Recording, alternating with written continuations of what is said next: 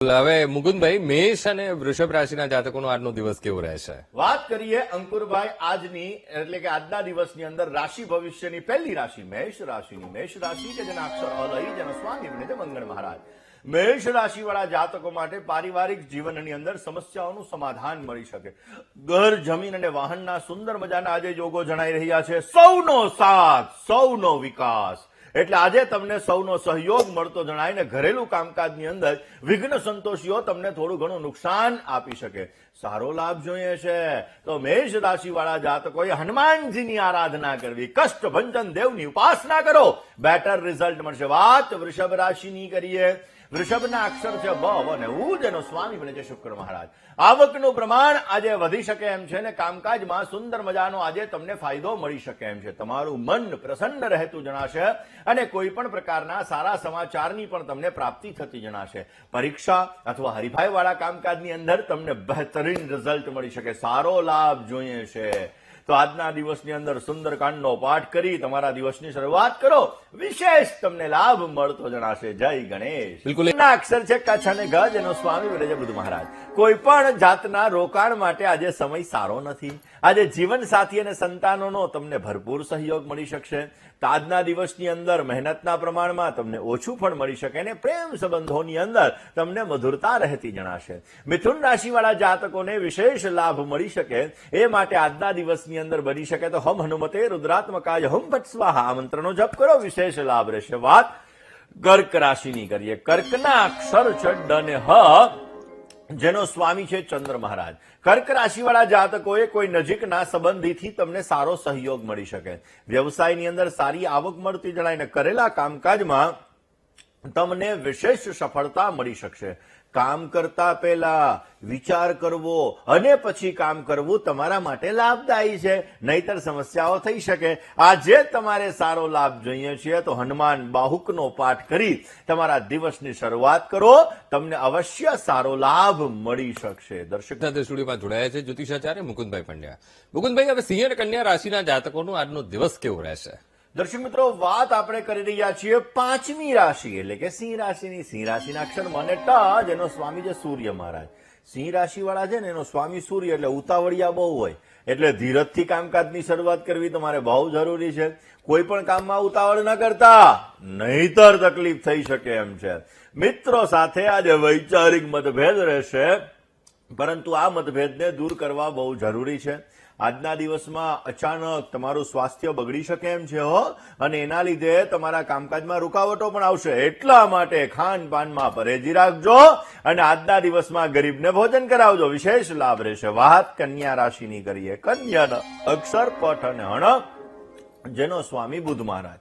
કન્યા રાશિ વાળા જાતકો માટે કોઈ પણ રોકાણ માટે આજે સમય સારો નથી. મિત્રોના સહયોગથી રોકાયેલા કામકાજની અંદર તમને પ્રગતિ પ્રાપ્ત થતી જણાશે.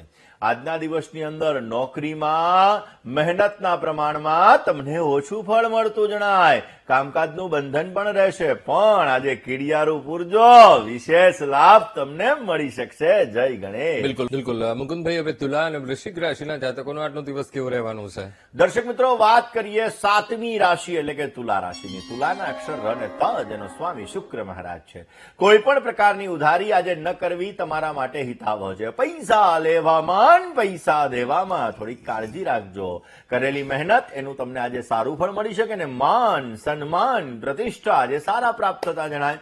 આજે તમારે વિશેષ લાભ જોઈએ છે તો તુલા રાશિ વાળા જાતકોએ અધરમ મધુરમ વદનમ મધુરમ હસિદમ મધુરમ ભ્રમિદમ મધુરમ મધુરાષ્ટકમનો પાઠ કરી દિવસની શરૂઆત કરો, બહેતરીન રિઝલ્ટ મળશે. વાત વૃશ્ચિક રાશિની કરીએ. વૃશ્ચિકના અક્ષર છે ન અને ય, જેનો સ્વામી છે મંગળ. જેના વૃશ્ચિક રાશિ વાળા જાતકો જે લે વેચના કામકાજમાં, દલાલીના કામકાજમાં આજે તમને સારો લાભ મળશે.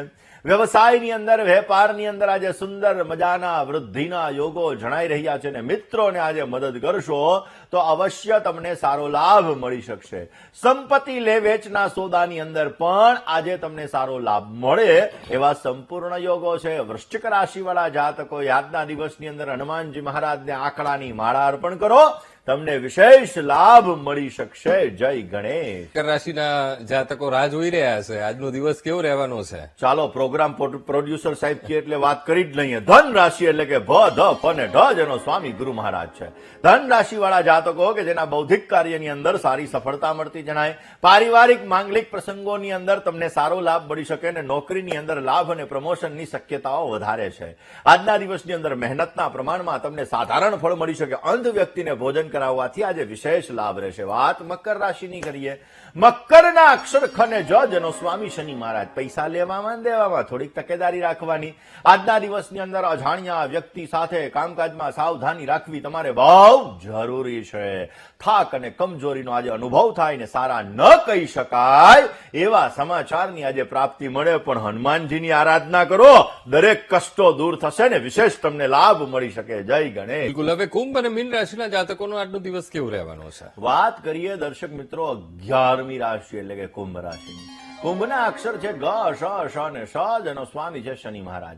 કામકાજની અંદર આજે તમને પ્રસન્નતા રહી શકે. સામાજિક કામકાજમાં માન સન્માન પ્રતિષ્ઠા સારા એવા પ્રાપ્ત થાય. આજના દિવસની અંદર બગડેલા કામ એ તમારા ક્યાંક ને ક્યાંક સંબંધોની અંદર સુધારો પણ કરાવી શકે. એટલે કે આજે જો બગડેલા કામ હોય અને સંબંધોમાં સુધારો લાવવો હોય તો પ્રયત્ન કરજો, વિશેષ લાભ મળશે. આજના દિવસની અંદર ભાગીદારી વર્ગના સહયોગથી ધનની અંદર વૃદ્ધિ મળી શકે અને હનુમાનજીના મંત્રનો જપ તમને સારો લાભ આપશે. વાત મીન રાશિની કરીએ તો મીનના અક્ષર દ ચ ઝ અને થ જેનો સ્વામી છે ગુરુ મહારાજ. સારી ખબર આજે તમને મળતી જણાય. પ્રસન્નતામાં આજે વૃદ્ધિ થતી જણાય ને મિત્રોના સહયોગથી તમારી સમસ્યાઓનું સમાધાન મળી શકે. વેપાર વાણિજ્યમાં આજે મધ્યમ લાભ મળી શકે અને જૂના મિત્ર સંબંધિત મુલાકાત આજના દિવસમાં તમને સારો લાભ આપી શકે. આજે તમારે વિશેષ લાભ જોઈએ છીએ તો મીન રાશિવાળા જાતકોએ આજના દિવસની અંદર ભગવાન ગણેશની આરાધના કરવી તમારા માટે અત્યંત લાભદાયી છે. જય ગણેશ.